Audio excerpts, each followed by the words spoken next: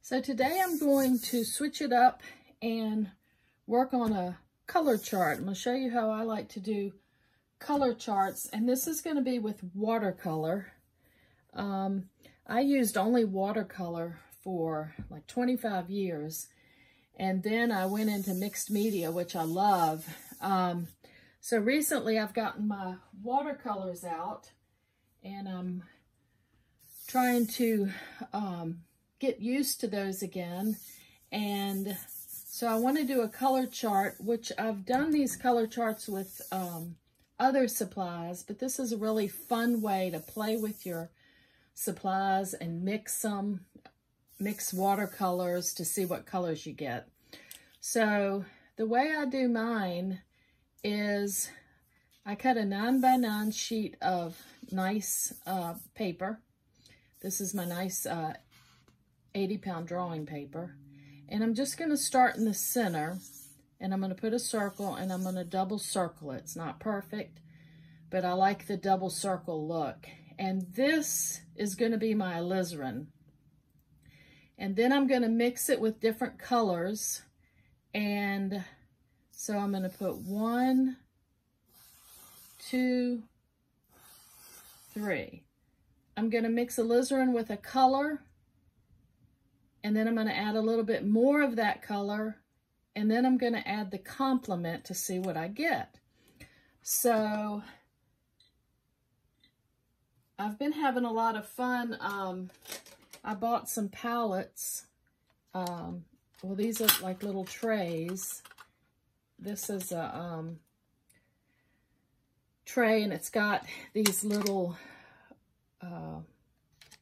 wells that pop out. So I've really been enjoying, a lot of my watercolors had dried up, but I've got like a bucket of watercolors, really nice watercolors. So I've been putting them in the little trays and enjoying that. This was one I bought online. I love this little tray. I thought it would be neat to, if I wanted to paint outside, but it's called Vintage Pastels, and it's some really cool colors that I didn't have. They're like more like neutrals. So I'm going to mix some of that, just see what we get. And this is what I used to use. I always had a big, this is a Pike palette, and I always had my watercolors laid out like this, and these are still good. I can reconstitute them.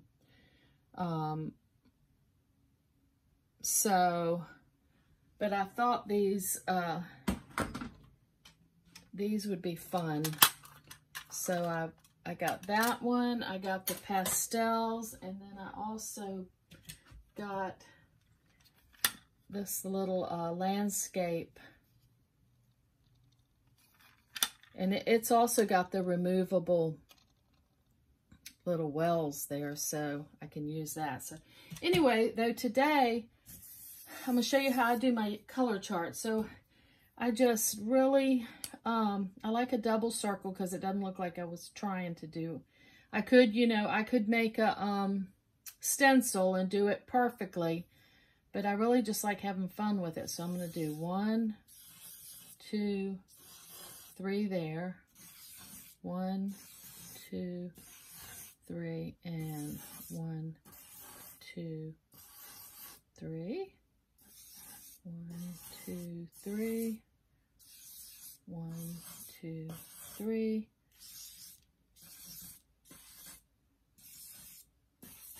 So really quickly to just throw it together.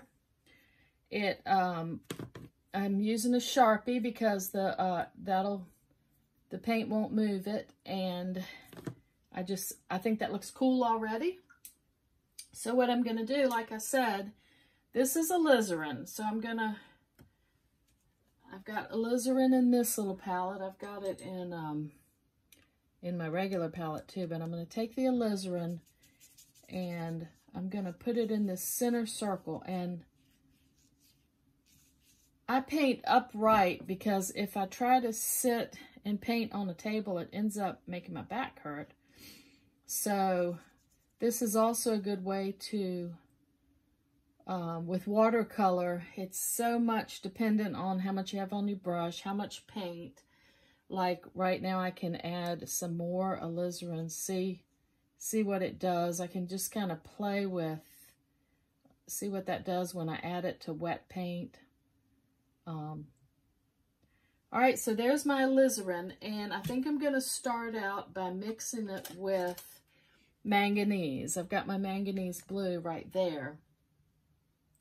So I'm going to take some alizarin, and I'm going to mix. I'm just going to dip right into my manganese. Ooh, look at that beautiful purple. And then I think what I'm going to do is get more manganese.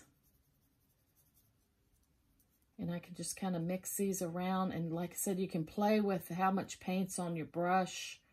I'm not even going to try to, you know, exactly stay in the circle if I go out of it, if I don't completely cover it. The double circles look cool anyway. All right, so that's manganese. That's a little bit of manganese. That's more manganese. It makes a really pretty purpley blue. So now what I'm going to do is I'm going to mix the complement, which would be yellow or orange. I'm just going to pick a yellow. This is just a cad yellow. Ooh, that's unusual. That's interesting. So I've got the alizarin with manganese, and now I'm adding some yellow. Look at that range of colors there. So again, it's alizarin is going to be in everything on this color chart. I added a little manganese, more manganese, and then the complement of yellow, and got that beautiful kind of a green gold. So I know this is alizarin because this is my alizarin chart, and I'm just going to write, I'm going to put manganese right there so I know that that's what I mix that with. All right, and then I'm just going to keep doing that. So again, I'm going to take some alizarin, and this time I'm going to mix, I think this is called Andrew's Turquoise. Let me see what this is. This is a American Journey watercolor, Andrew's Turquoise. And I'm going to take my alizarin. I'm going to mix a little bit of the Andrew's Turquoise with it. And again, I can, this is a good way to play with how much water you want on your brush. All right, that's a different color. And then I'm going to even get some more of the turquoise.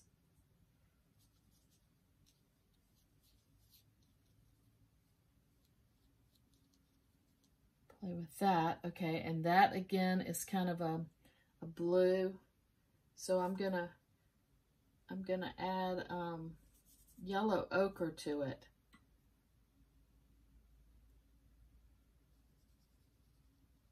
And it's similar, but it's a little bit different. It's a little different than that, a little more yellow ochre-y. And I could go back and forth, you know, mix a little bit more in. So you can see there, so that's a little bit different color. And this was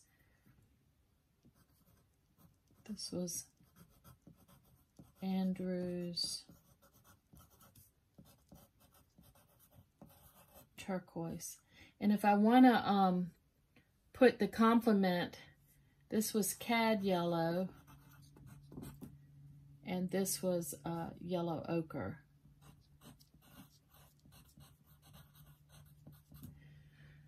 So once I get this whole chart done, you can see I could just pull it out and quickly figure out what colors I need. Like I said, I've done this with my acrylics. So here's a cad red light. That's the center color. And then you can see I've mixed it out with a lot of the different colors in my palette. And I write down what I'm mixing it with. Here's a Cad Red Medium that I mixed out, Grumbacher Red that I mixed out, and it's a lot of times when I'm painting and I'm looking for a color, say I want a kind of a gray-green, I can flip through my charts. I see this color and I know exactly how I got it. I used Opera and I used Cerulean, and then I added white. And so I can go right to that color and mix it. And that's what these are so helpful for. But this is a fun way to do it. And let's do one more. So I've got my alizarin. And this time, let's mix it with,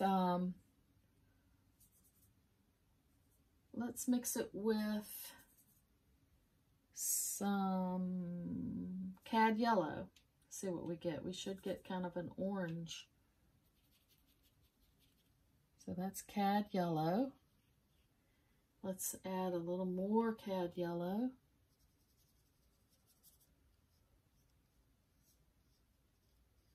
And again, painting upright like this, you get used to, you know, it helps you with how much water on the brush. And okay, and so I've got kind of a yellowy orange there, so I'm going to mix it with a blue. I'm going to do a cobalt blue. See what we get. Ooh, that's a lot of cobalt blue. Let's see, let's back that down a little bit. Put more of the...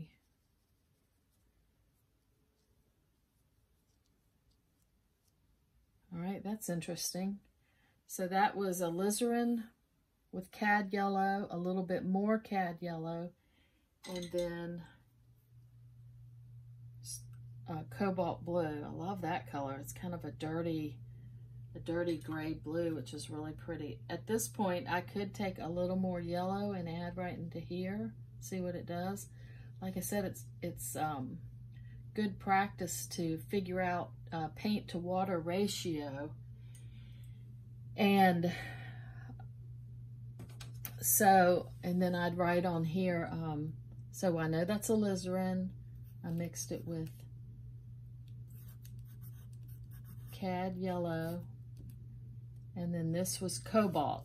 I used cobalt as my complement, and to see what I could get, because it immediately, you know, grays it down. So that's interesting. Let's do one more, and then I think you got the gist of it. How there's so many different ways to do color wheels or color mixing, and I saw this somewhere a long time ago and did all those color charts with my acrylics, so I figured this would be a great way, and I've been working on these, and it really is a fun way to do this. All right, I'm going to show you another one. I'm going to take my alizarin, and this time I'm going to mix one of these new colors that I've gotten. I think I'll pick like this. What is this color? I got a little chart here.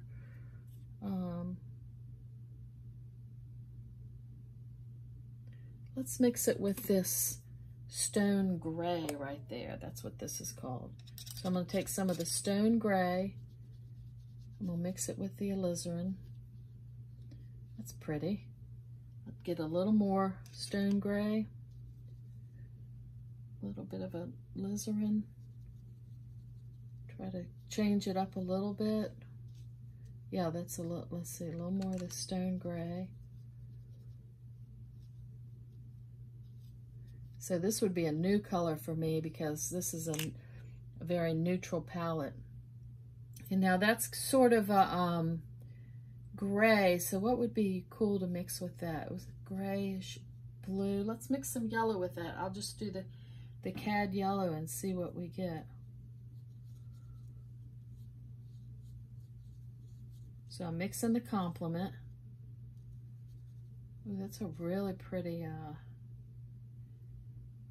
color. I'm gonna put a little bit more gray in that. That'll green it up a little bit. But yeah, you can just, you can just play with the colors and see what you get, and then immediately, you know, I'll write that down. So that was my stone gray. Let's see here. Stone gray is what I mix this alizarin with. Stone gray. And then that was I used for my complement cad yellow. So that is just a really fun way to play with your paints. And you know, I could put more on here, so I could do 1, 2, 3, 1, 2, 3. You know, I could do a lot more, and then fill all of these in. Like I said, I love the double circles because you can tell you're not trying to be exact. And then write on each of these, and I could probably write them in pencil and then go back with my marker. And when you finish, you've got a really cool, almost an art looking piece, but you've got your colors. You know you used alizarin as your main color because it's the big center color, and then you just mix it out with anything you want on your palette and add the complement. And yeah, it's super fun to do, and you learn a lot, and I'm going to keep working on this. So I hope you enjoyed, and thank you for watching.